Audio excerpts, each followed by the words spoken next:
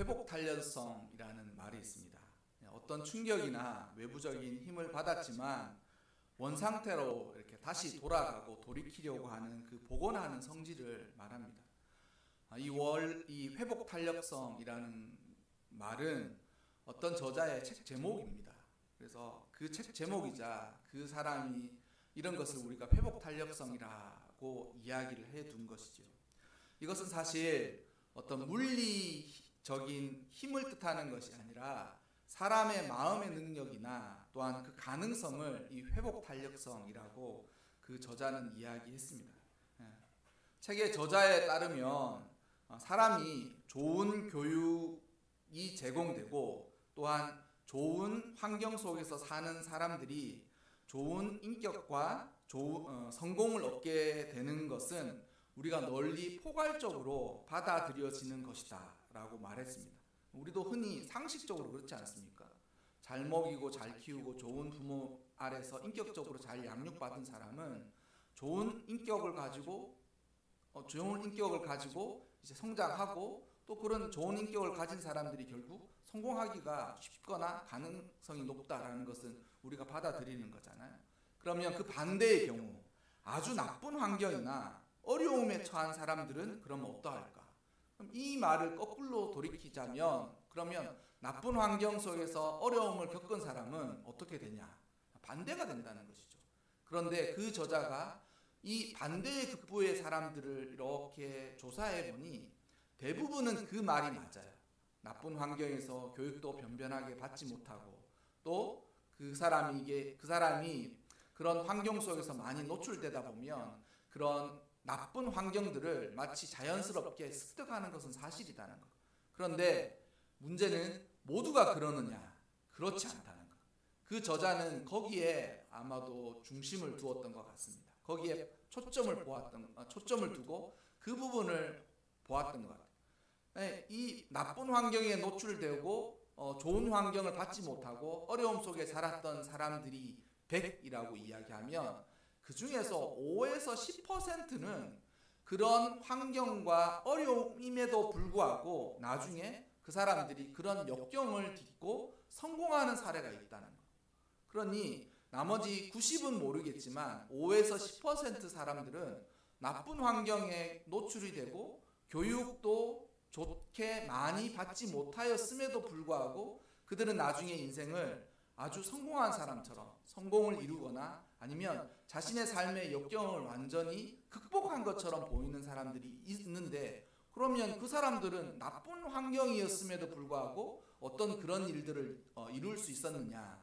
저자는 그 원인에 대해서 파악하기 시작했습니다. 그래서 그 저자가 그 책의 결론으로서 이야기한 것은 무엇이냐면 그 사람 한 사람 그 성공한 역경을 이겨낸 사람들 한 사람을 보니까 그 사람들의 마음속에 회복 탄력성이라는 이 힘이 아주 강력하다라는 것을 알 수 있게 되었다는 것.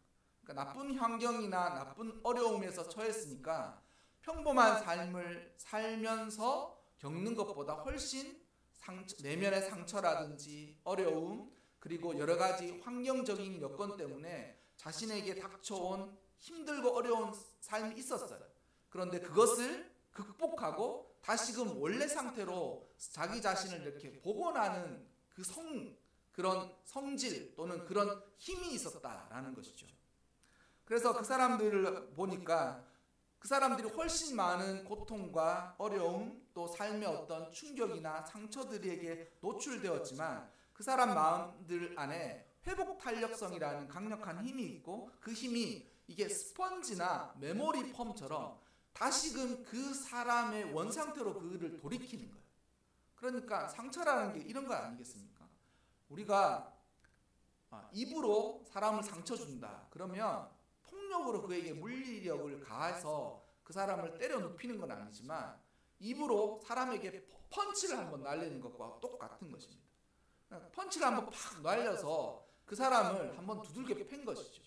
근데 그 사람 마음 안에 회복 탄력성이 있으면 펀치를 맞은 충격은 와요. 근데 잠깐 지나면 다시 원상태대로 스펀지처럼 다시금 그 상태를 유지한다는 거.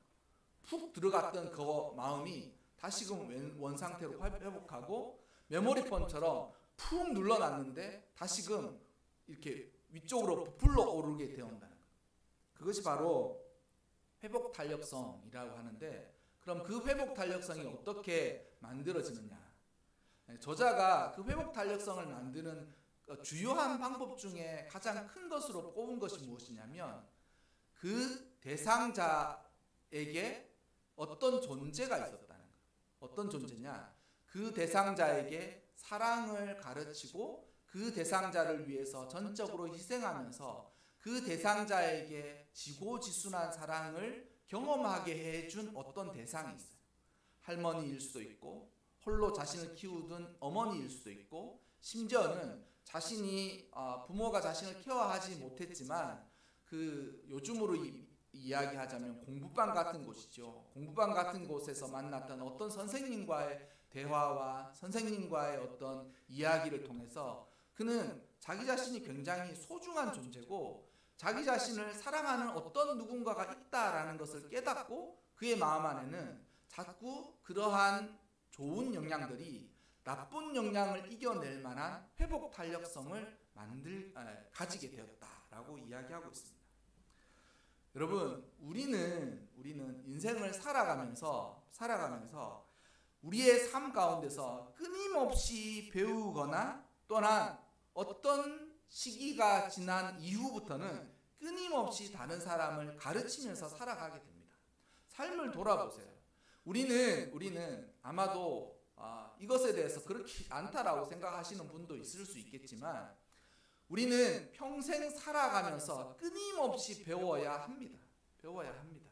배워야 할 수밖에 없어요. 그러니 우리 모두는 제자 또는 학생이라는 거죠. 왜냐하면 끊임없이 배워야 할 것들이 있기 때문에 평생 살면서 끝없이 우리는 배우면서 살아가게 되어 있어요. 그리고 어떤 시기가, 성장하는 시기가 지나고 난 이후부터는 배울 뿐만 아니라 가르치는 삶을 살게 됩니다.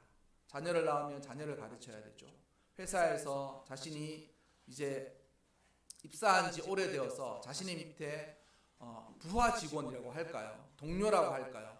그래서 자신이 선배가 되고 자신이 함께 이끌고 가야 될 부하 직원들이 생기면서 끊임없이 그들을 가르치고 격려하고 독려하고, 또한 목표와 방향을 설정해서 이끌고 가야 되는 그런 입장에 놓이게 된다는 것이죠. 그런데 이것이 그러면서 삶에도 마찬가지이지만 우리가 믿는 믿음 안에서도 마찬가지입니다. 삶에도 마찬가지이지만 우리가 믿는 믿음 안에서도 이 일이 그대로 이루어져요. 우리가 처음에 예수를 믿을 때는 학생처럼 예수를 믿게 되죠. 교회에 오면 교리를 가르치고 믿음을 가르치고 성경을 가르치고, 그러니까 이제 처음에 할 때는 성경이 무엇인지도 가르치고 예수님이 누구인지도 가르치지 않습니까? 그래서 성경 목록 따고 부르고 이것 구약이 뭐다 신약이 뭐다 그렇게 가르치고, 또한 교리, 믿음으로써 우리가 왜 구원을 얻게 되었는지, 그리고 사람은 왜 죄인인지를 가르치게 되는 거예요. 그런 것들에 대해서 이제는 배우게 되는 것이죠. 그런데 어느 순간 지나고 난 이후부터는 자신의 믿음의 삶을 뒤따르는 사람들이 생깁니다. 그러니까 그때부터는 이제는 스승 또는 선생의 제 삶을 믿음 안에서도 살아가게 된다라고 되어 있다는 것이죠. 선생의 삶을 믿음 안에서 살아가게 된다는 것이죠.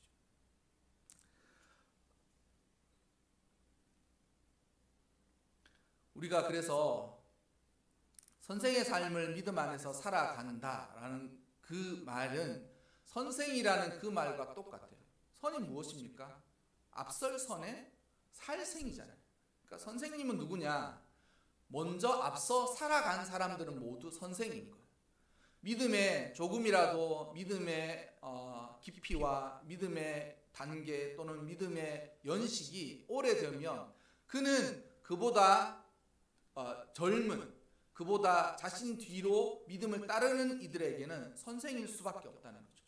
마치 눈 위를 걸어가는 사람이 자신이 걸어간 그 걸음은 자기가 가는 걸음이지만 뒤따르는 이들에게는 그것이 길이 되어 버리는 것과 똑같은 것입니다. 저희 총신대학교 신학대학원에 교훈이 있는데 그 교훈이 그 학교를 들어가는 그 초입새 그 광장 부분 입구 앞에 크게 돌에다 비석에다가 쓰여져 있어요. 그게 뭐냐면 5가지가 되라는 것이 총신대학교 신학대학원의 교훈입니다. 학교의 교훈이 뭐냐면 처음이 뭐냐면 신자가 되라. 신자. 그리고 학자가 되라, 성자가 되라, 전도자가 되라, 목자가 되라. 그러니까 신학대학원이면 사실 목회자가 되기 위해서 온 사람들이에요.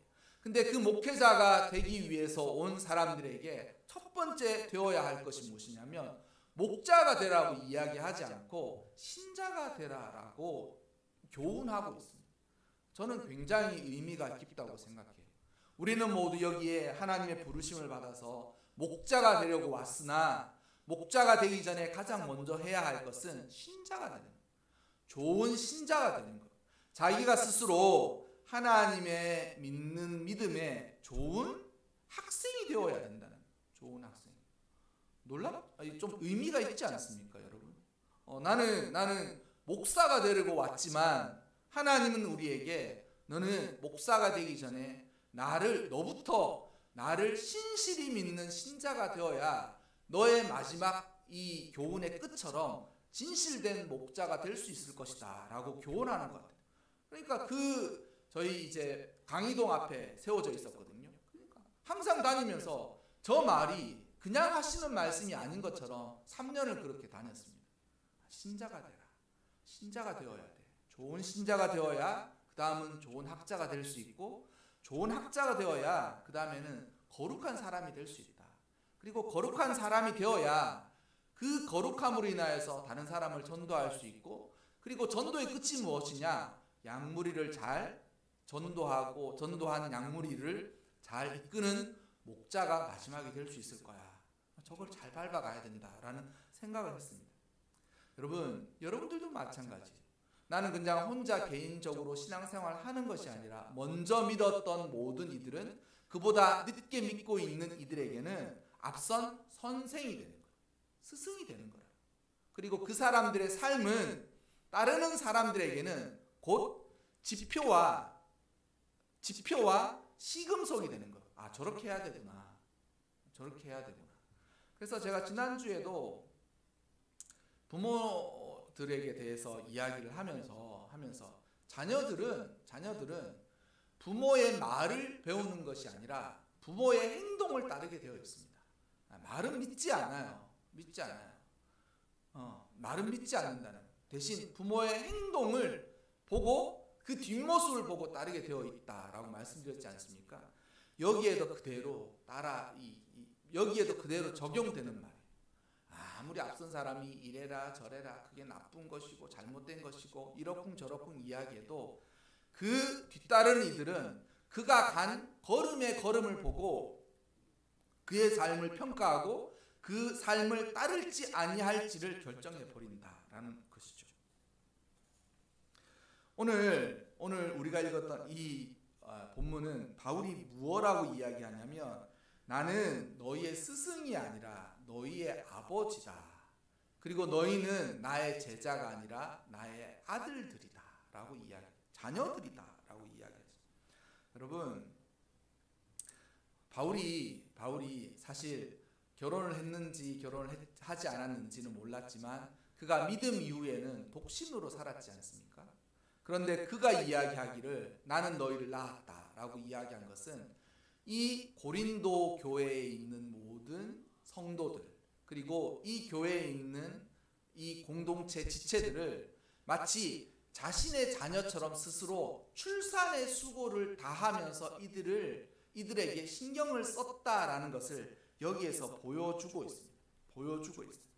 그래서 그가 뭐라고 했냐면 나는 너희를 가르치기 위해 이러이러하였다라고 이야기하고 있는데 그것이 이 고린도전서 4장 14절 이전에 있어요. 그게 뭐냐면 나는 이렇게 목마르고 헐벗고 매맞고 정처 없이 수고하고 일하면서도 모욕당하고 축복해 주었으나 박해만 당는 이 일을 왜 하느냐? 나는 이 모든 수고로 인하여서 너희를 그리스도의 복음 안에서 이 출산하기 위해서. 그러니까 뭐냐면 너희를 참다운 하나님의 백성으로, 참다운 하나님의 성도로 만들기 위해서 나는 이 어려움을 다 감내한다. 그런데 이 어려움을 감내하고 어떠하느냐? 드러내지 않는다. 나는 이 어려움을 감내하지만 드러내지 않는다. 부모님들에게 이제 하는 말은 아니지만 모든 사람들에게 대부분 다 통용이 되지만 제가 삶을 살아보면 이제 직장 어떤 부분에 책임을 진 사람들이 이런 말을 많이 하는데 가정에서는 모두 자녀들에게 대해서 책임을 지고 있으니 부모들이 이런 말을 많이 해요. 뭐냐면 내가 왜 이 고생을 하는데, 이게 심파조의 이야기거든요. 내가 왜 이 고생을 하는데, 이게 심파조의 이야기예요. 뭐냐면 이 얘기 듣고 눈물 좀 흘리라는 거예요. 각성하라는 거예요. 이 얘기 듣고 정신 차리라는 거예요. 내가 왜 이 고생을 하는데, 내가 너희 때문에 이 고생하는데 너희가 이것도 몰라주고 도대체 뭐 하는 거야. 여러분, 이런 심파조의 말들은 부부가 부부 사이에서도 당연히 할 수 있는 말입니다. 왜냐하면 책임을 진 사람과 또한 그 책임에 의해서 뭐 혜택이라고 할까요? 부부 공동체이지만 서로가 그렇게 생각하거든요. 나는 내가 더 고생한다 이런 생각을 하면 이런 말이 쉽게 나옵니다. 내가 왜 이 고생하는데 라고 하면서 심파조의 이야기를 할 때가 있어요. 절대 안 먹혀 들어갑니다. 자기는 푸념조로 이야기하지만 그 심파조로 이야기를 한번 하고 나면 사람 마음이 희한하죠. 아, 그렇구나. 깊이 깨닫기보다는 그래? 이런 생각이 듭니다. 반발심이 더 들어요. 저도 어렸을 때 그랬던 것 같아요. 어렸을 때. 그래서 부모님들이 왜 엄마 아빠가 이렇게 고생하고 지금 아빠가 저렇게 고생하는 거 안 보여? 말하고 이야기하면 왜 그걸 나한테 그렇게 얘기를 하지? 이런 생각이 절로 드는 거예요. 여러분, 사람을 양육하고 키울 때 이런 말을 한 번 하면 10번 잘했던 것이 한꺼번에 와르르 무너져요. 왜냐하면 심파조의 그런 푸념들은 그 마음을 잘 들여다보면 참 사랑이 아니에요. 그래서 받아들이는 사람이 그 심파조의 이야기를 듣고 난 이후에는 사랑의 진위에 대해서 늘 의심하게 만드는 말이 심파조예요. 그러니까 말은 절대 보고 배우지 않아요. 그가 하는 말은 절대 효과가 없다는 거예요.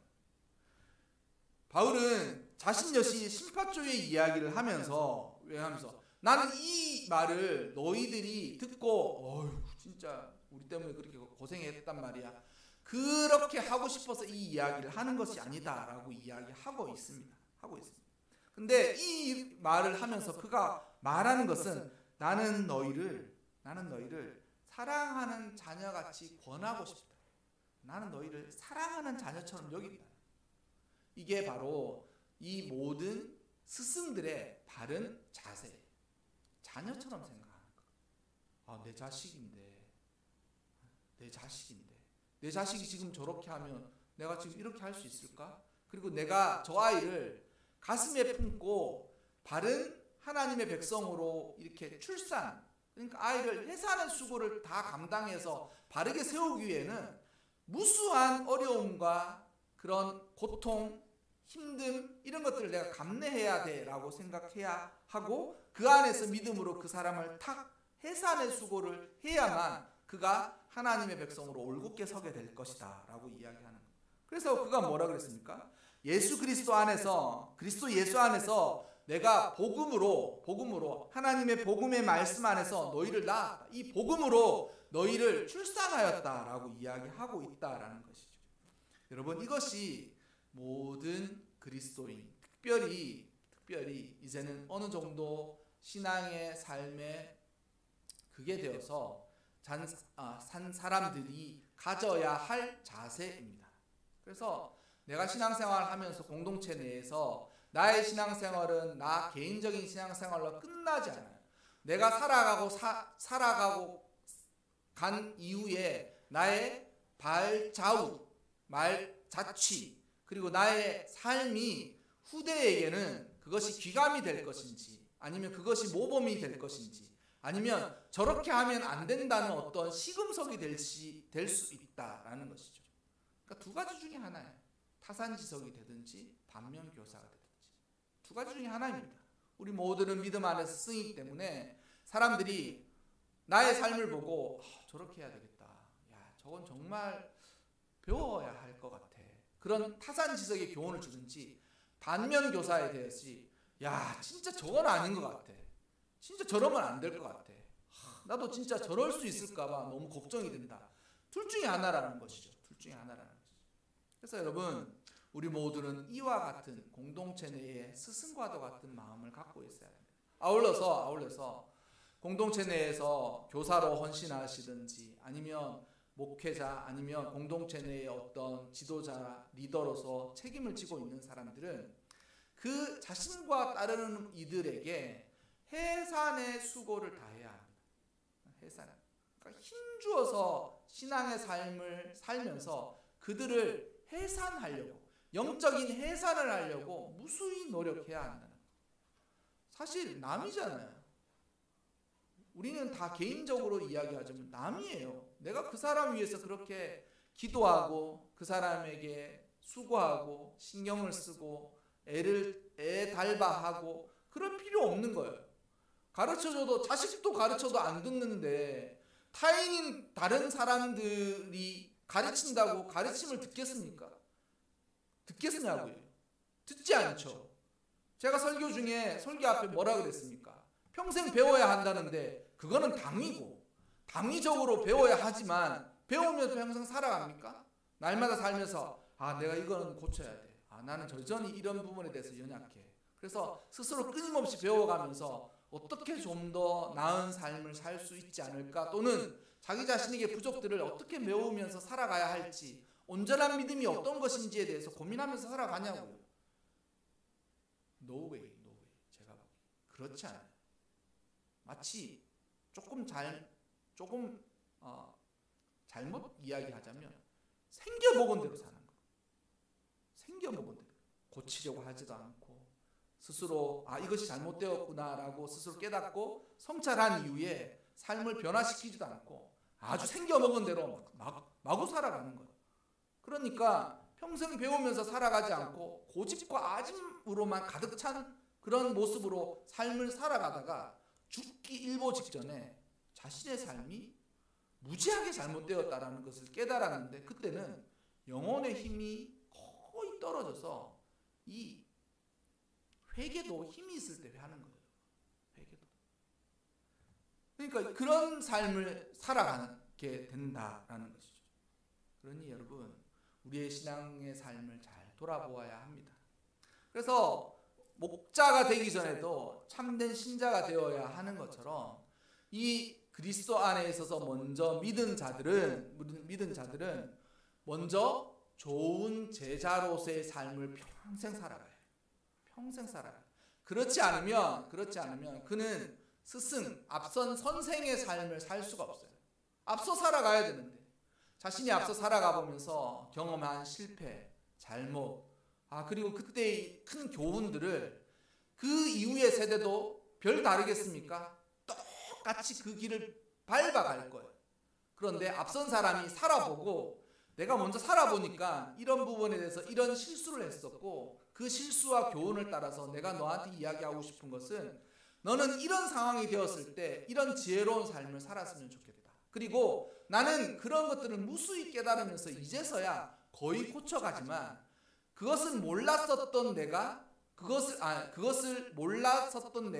실수를 하면서 배웠던 이것을 너에게 가르쳐 주는 것이니, 너는 실수하지 않았으나 그것에 대해서 어떤 것임을 알 수 있게 되었다. 그리고 그것을 너가 이것을 깨달아서 그게 진짜 그분이 가르쳐 준 것이 하나님의 뜻 안에서 참다운 것이고 바른 것이다라는 것을 깨닫고 그것을 따라서 살아가면 너는 나처럼 똑같은 실수하고 난 이후에 깨닫지 않고도 삶이 선순환으로 살아갈 수 있다. 그러니까 배우는 게 두 가지 있지 않습니까? 배우는 것도 잘못해서 배우는 거예요. 이렇게 한번 살아볼까라고 해서 잘못해서 배우는 것이 얼마나 뼈 아프겠습니까?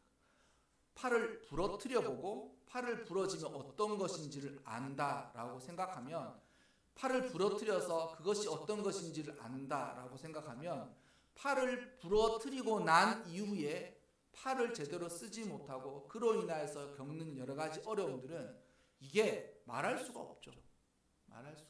인생도 똑같은 거예요.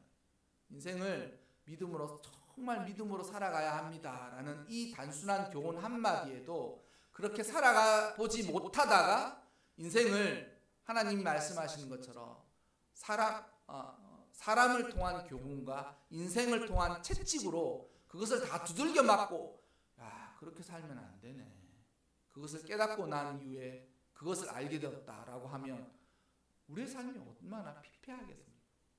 그러나 그런 교훈만 있는 것이 아니라 아주 좋은 교훈들 역시 마찬가지죠.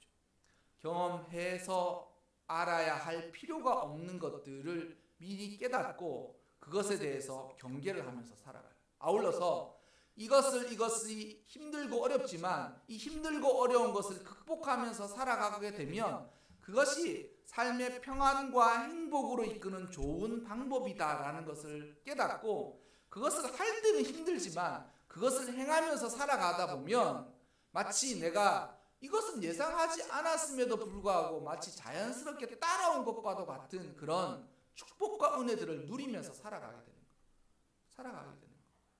여러분, 오늘 우리가 읽었던 이것처럼 우리 모두는 그리스도 안에서 스승입니다.